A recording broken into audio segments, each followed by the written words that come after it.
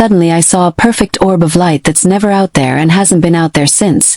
And as soon as I saw it, it moved behind trees and never came out the other side, when I definitely would have seen it do so had it been a regular craft. I want to make it more clear that after studying and learning about other supposed contacted stories, or anything relating to the supernatural/paranormal, I think many of my experiences could have been related to whatever aliens I may be blocking from my memory, and in many of these cases, like Whitley Schreiber, also turned out to be born in an Air Force base and found out his experiences go back to childhood.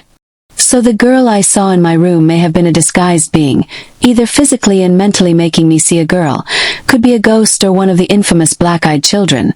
Now I can't recall specific features other than the short height, the long blonde hair, and the lighter skin. I've heard stories about BKs, black-eyed kids, being both relating to or working with the men in black, and some others claim them to be demonic in nature.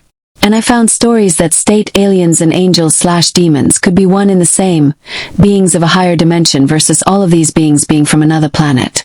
Some could be, but some stories say many are beings beyond time itself. I remain with a skeptical eye when I hear bumps in the night, always looking for logic first, but some things simply cannot be played off with simple logic. That same summer I saw the UFO. I saw a hooded figure watching me from the woods near Shiloh, Illinois.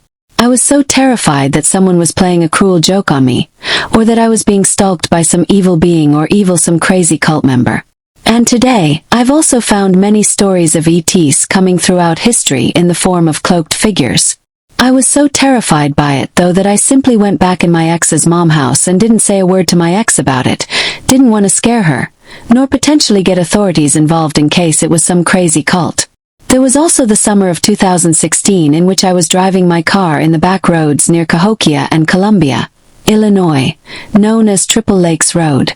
This is one of my most credible stories, as with this one I was not alone, nor was it an ex who I no longer talk to, but a friend, a best friend named Gage who'd never experienced anything like what happened in my passenger seat. It was dark. We were aimlessly driving back there. I myself was not usually behind the wheel, so I didn't know the routes of where they all came out. Gage did. Mind you, we were always hitting roadies, as they're called. Ours only involved the rolling of marijuana, typically in the form of blunts. Eventually Gage asked me if I knew where I was going, and I said, "No, but I figured with you here you can help me if I get lost, or we'll just pull up the GPS app." Eventually, out of nowhere it seemed the turn I took ended at what I can only describe as a house from Scooby-Doo. No lights aside from the moon to show enough of the house.